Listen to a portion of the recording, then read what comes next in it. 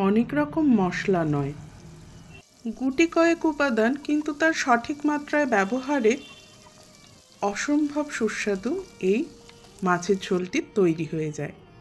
মাছ নুন হলুদ লঙ্কা মাখিয়ে ভেজে তুলে রাখবো। ওই একই তেলে একে একে ভেজে নেব আলু। আলু ভেজে তুলে রেখে সেই একই তেলে যোগ করব 5 ফোড়ন।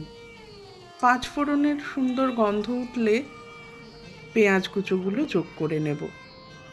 পেঁয়াজ কুচোগুলো বাদামি করে ভাজতে হবে, পুড়ে গেলে কিন্তু একেবারেই চলবে না, বাদামি রং হবে ঠিক ঠিক। তখন যোগ করব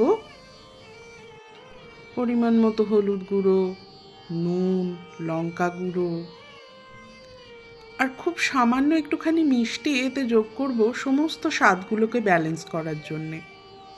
সেটা গুড় হোক বা চিনি, অপশনাল।